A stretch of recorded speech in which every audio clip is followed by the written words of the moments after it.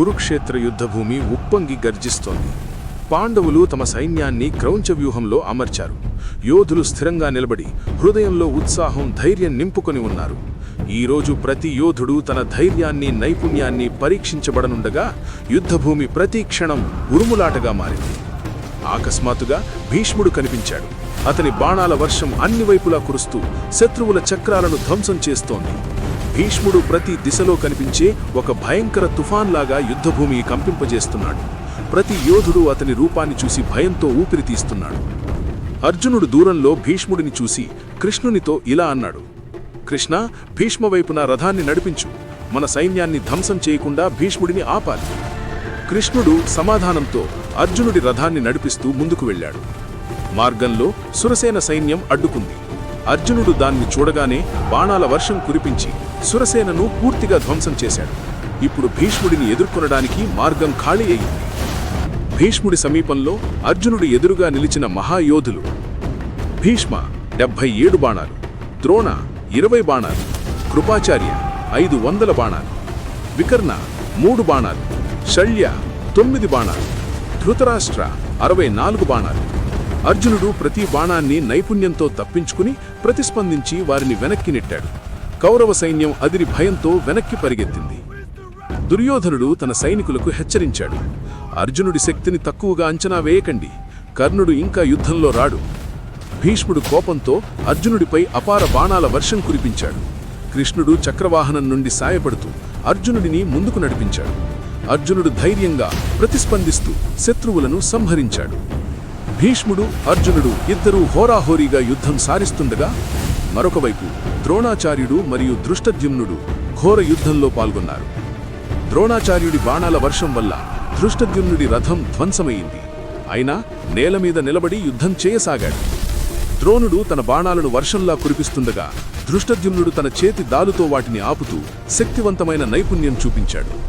భీముడు దూరం నుంచి యుద్ధం గమనించి దృష్టద్యుమ్నుని సహాయం కోసం ముందుకు వచ్చాడు. కలిసికట్టుగా వారు ద్రోణుణ్ణి ఎదుర్కొని మైదానం మీద అద్భుత యుద్ధాన్ని కొనసాగించారు. మధ్యలో అడ్డుపడిన కేతుమంతుణ్ణి భీముడు సంహరించాడు. కళింగ యువరాజు అయిన శక్రదేవుడు భీముడి రథానికి ఉన్న గుర్రాలని చంపగా కోపంతో భీముడు తన గదతో శక్రదేవుణ్ణి, తన చిన్నన్న అయిన భానుమంతుడి ఇద్దరినీ చంపేశాడు.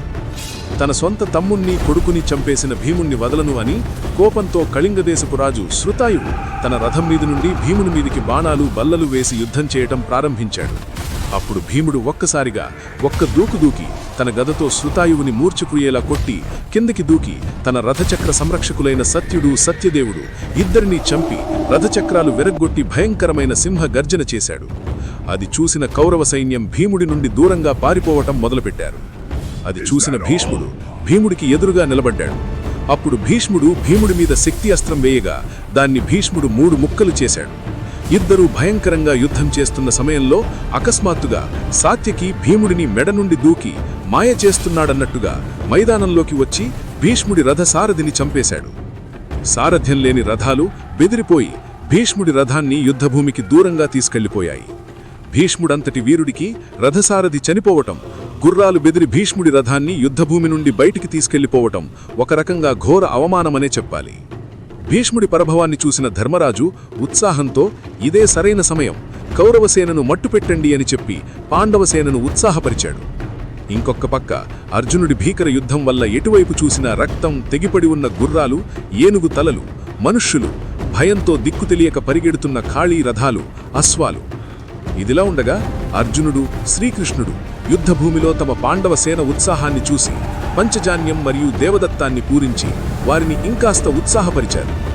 భీష్ముడు కాసేపటికి మళ్లీ యుద్ధభూమికి తిరిగి వచ్చి ద్రోణుడితో మాట్లాడుతూ అర్జునుడి యుద్ధ ప్రతిమని, శ్రీకృష్ణుడి రథసారథ్యాన్ని పొగుడుతూ ఒకరితో ఒకరు మాట్లాడుకున్నారు. అర్జునుణ్ణి శివుడి మహాకాళ రూపంతో పోల్చారు. అప్పటికే సూర్యుడు అస్తమిస్తున్న సమయం కావటం వలన పారిపోతున్న తమ కౌరవ సేనను మోహరించి ఆ రోజు యుద్ధం అక్కడితో ఆపేసి మరుసటి రోజు యుద్ధానికి సన్నద్ధమయ్యారు. 2వ రోజు పాండవసేనదే పైచెయ్యయింది. కురుక్షేత్రం 3వ రోజు యుద్ధంలో శ్రీకృష్ణుడు తన మాటని ఎలా తప్పదో తెలుసుకోవాలంటే దివ్య కథలు ఛానల్ని తప్పక సబ్స్క్రైబ్ చేసుకోండి. అలాగే ఈ వీడియోని లైక్ చేసి మీకు ఎలా అనిపించిందో కామెంట్స్లో చెప్పండి. ఓం నమో భగవతే వాసుదేవాయ. నమస్కారం.